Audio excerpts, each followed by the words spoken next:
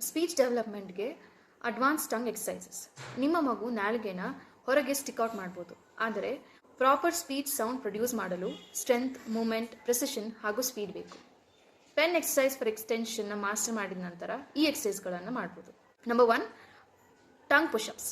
ನಾಲ್ಗೆನ ಬಾಯ ಮೇಲ್ಭಾಗಕ್ಕೆ ಪ್ರೆಸ್ ಮಾಡಿ 3 seconds hold ಮಾಡಬೇಕು.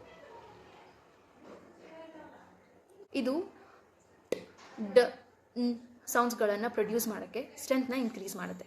Number 2, tongue sweeps. ನಾಲ್ಗೆನ ಮುಂದೆ ಇರುವ ರಿಡ್ಜ್ನಿಂದ ಬಾಯಿಯ ಮೇಲ್ಭಾಗದ ಕೊನೆಯವರೆಗೂ ಟಂಗ್ನ ಸ್ವೀಪ್ ಮಾಡಬೇಕು. ಇದು ಲ್ ಮತ್ತು ರ್ ಸೌಂಡ್ ಮಾಡೋದು ಹೆಲ್ಪ್ ಮಾಡುತ್ತೆ. 3ನೇದು ಲಿಪ್ ಸರ್ಕಲ್ಸ್. ಬಾಯಿನ ಕ್ಲೋಸ್ ಮಾಡಿ ಹಲ್ಲನ್ನ ಮುಟ್ಟುವಂತೆ ನಾಲ್ಗೆನ ಸರ್ಕಲ್ ಮಾಡಬೇಕು.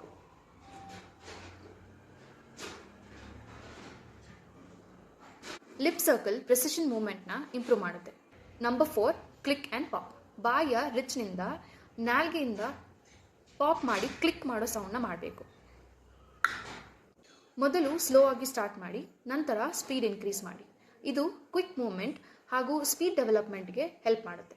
Number 5, sticky cheek push. ಬಾಯಿಯ ಇಲ್ಲಿ ಮತ್ತು ಇಲ್ಲಿ ಸ್ಟಿಕ್ಕಿ ಫುಡ್ನ ಡಾಟ್ ಥರ ಅಂಟಿಸಿ ನಾಲ್ಗೆಯಲ್ಲಿ ಫೋರ್ಸ್ ಕೊಟ್ಟು ಪುಷ್ ಮಾಡಬೇಕು. ಇದು ಸ್ಪೀಚ್ ಆರ್ಟಿಕ್ಯುಲೇಷನ್ಗೆ ಲ್ಯಾಟ್ರಲ್ ಸ್ಟ್ರೆಂತ್ನ ಡೆವಲಪ್ ಮಾಡುತ್ತೆ. ಈ ಎಲ್ಲ ಎಕ್ಸಸೈಸ್ಗಳನ್ನು ಮಾಡುವಾಗ ಮಿರರ್ ಮುಂದೆ ಮಾಡಿ. It will help the child to visualise.